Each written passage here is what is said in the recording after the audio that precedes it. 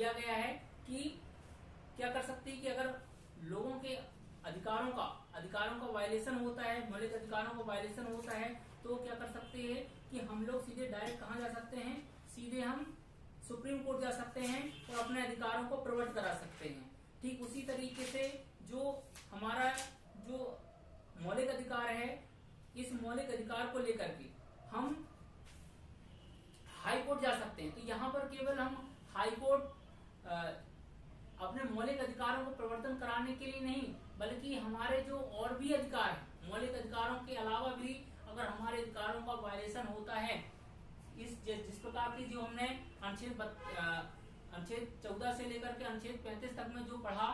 इन अधिकारों के अलावा भी अगर हमारे अधिकारों का वायलेशन अगर हो रहा है, तो हम अनुच्छेद 226 के अंतर्गत, इसके अंतर्गत अनुच्छेद 226 के अंतर्गत हम कहा जा सकते हैं, उच्च न्यायालय में,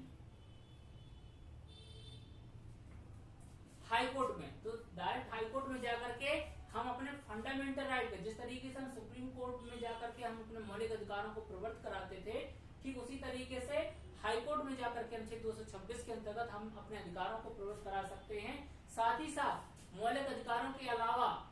और अन्य जो भी हमारे अधिकार हैं, या कोई लीगल राइट है, या किसी कॉन्ट्रैक्ट के थ्रू, या किसी अन्य तरीके से, या कोई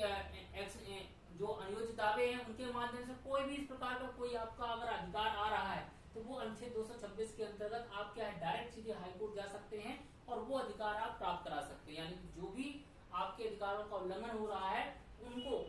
आप न्याय प्राप्त कर सकते हैं। तो ये कह सकते हैं कि हमारे कॉन्स्टिट्यूशन में अनुच्छेद 32 और अनुच्छेद 226 ये बहुत ही महत्वपूर्ण भूमिका निभाते हैं। जो हमारे भारत के नागरिक हैं, जो व्यक्ति हैं, अगर अधिकार तो हुए हैं, लेकिन अगर उन्हें प्रवर्त कराने का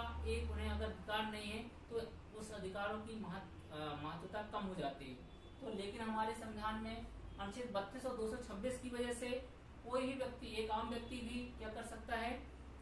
अपने अधिकारों को प्रवर्त करा सकता है। और साथ ही ऐसे व्यक्ति जो समाज सेवा की भावना रखते हैं और लोगों की मदद करना चाहते हैं, वो लोग भी अपनी तरफ से तो ठीक है अपने अधिकारों को प्रवर्त करा सकते हैं, और लोगों की तरफ से भी वो क्या कर सकते हैं, अनुच्छेद 32 और 226 के अंतर्गत कोई दूसरा व्यक्ति भी क्या कर सकता है, ऐसे पीड़ित व्यक्तियों के लिए जिनके मौलिक अधिकारों का वायलेशन हुआ, उल्लंघन हुआ है, ऐसे लोगों के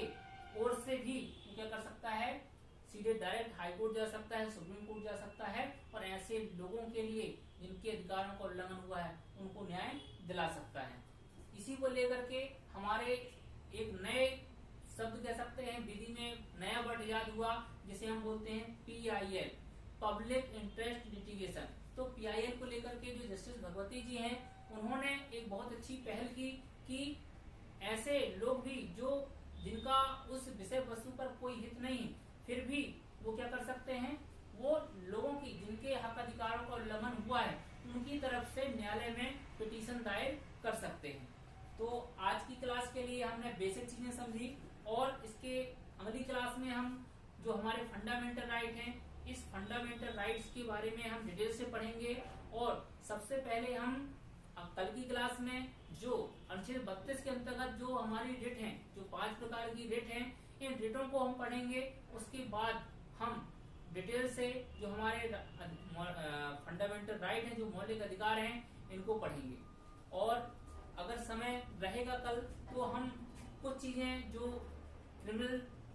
जो आपराधिक हैं, आपराधिक क्रिमिनल प्रोसीजर से संबंधित, उनको बारे में कुछ चर्चा करेंगे, कुछ सिविल की चर्चा करेंगे, और हम कंटिन्यू ये कॉन्स्टिट्यूशन की जो फंडामेंटल राइट्स हैं, इनको कंप्लीट करेंगे।